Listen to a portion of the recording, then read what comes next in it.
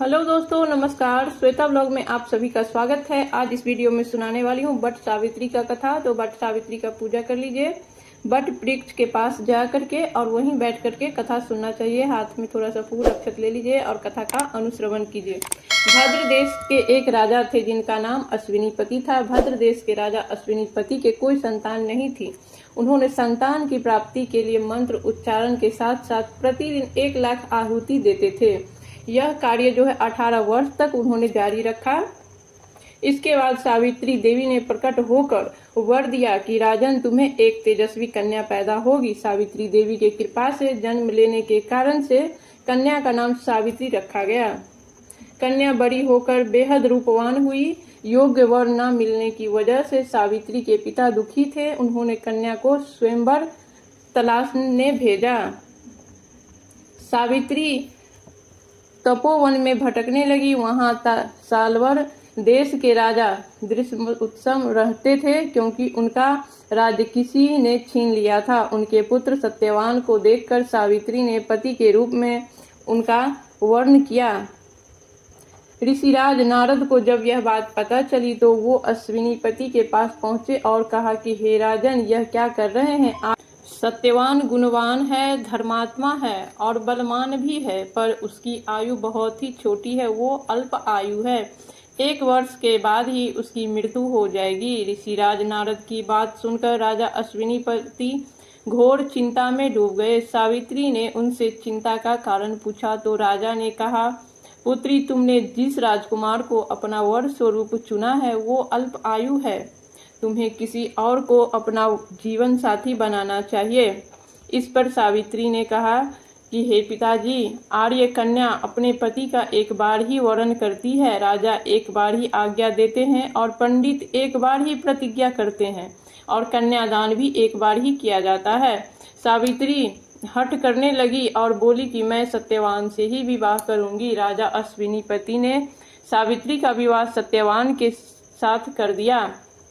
सावित्री ने अपने ससुराल पहुंचे तो अपने सास ससुर की बहुत सेवा करने लगी। समय बीतता चला गया। नारद मुनि ने सावित्री को पहले से ही सत्यवान की मृत्यु के दिन के बारे में बता दिया था। वह दिन जैसे जैसे करीब आने लगा, सावित्री अधीर होने लगी। उन्होंने 3 दिन पहले से ही उपवास शुरू कर दिया। नारद मुनि द्वारा कथित निश्चय तिथि पर पितरों का पूजा किया। हर दिन की तरह सत्यवान उस दिन भी लकड़ी काटने जंगल में गए। साथ में सावित्री भी गए।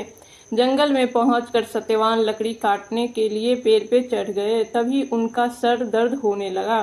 दर्द से व्याकुल सत्यवान पेड़ से नीचे उतर गए। सावित्री अपनी भविष्यवाणी समझ गई। सत्यवान के सिर को गोद में रखकर सावित्री सत्यवान का सिर सहलाने लगी। तभी वहां यमराज आते दिखे। यमराज अपने साथ सत्यवान को ले जाने लगे। सावित्री भी उसके पीछे पीछे चलने लगी।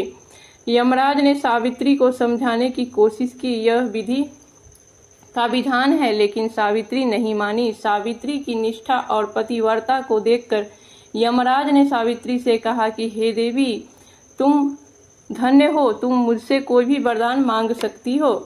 सावित्री ने कहा कि मेरे सास ससुर वनवासी और अंधे हैं, उन्हें आप दिव्य ज्योति प्रदान करें। यमराज ने कहा, ऐसा हो जाएगा, जाओ अब लौट जाओ। लेकिन सावित्री अपने पति सत्यवान के पीछे पीछे चल रही थी। यमराज ने कहा, हे देवी, तुम अब वापस जाओ। सावित्री ने कहा, भगवान, मुझे आपने पति के पीछे चलने में कोई परेशानी नहीं है। पति के पीछे चलना मेरा कर्तव्य है। यह सुनकर उन्होंने फिर से कहा कि तुम एक वरदान फिर से मांग लो। सावित्री बोली, हमारे ससुर का राज्य छीन हो गया है, उन्हें पुनः वापस दिला दीजिए। यमराज ने सावित्री को यह वरदान भी दे दिए और कहा, अब तुम लौट जाओ। लेकिन सावित्री पीछे पीछे चलती रही।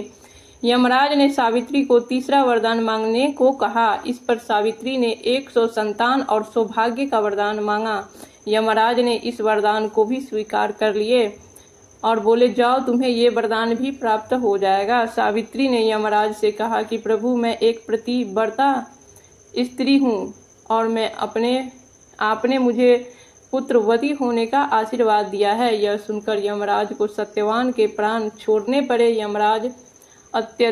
यमराज अंतर ध्यान हो गए। सावित्री वट वृक्ष के पास गई जहां उनके पति का मृत शरीर पड़ा हुआ था। सत्यवान जीवित हो गए और दोनों खुशी खुशी अपने राज्य की ओर चल पड़े। दोनों जब घर पहुंचे तो देखा कि माता पिता को दिव्य ज्योति प्रदान हो गई है। इस प्रकार सावित्री सत्यवान चिरकाल तक राज्य सुख भोगते रहे।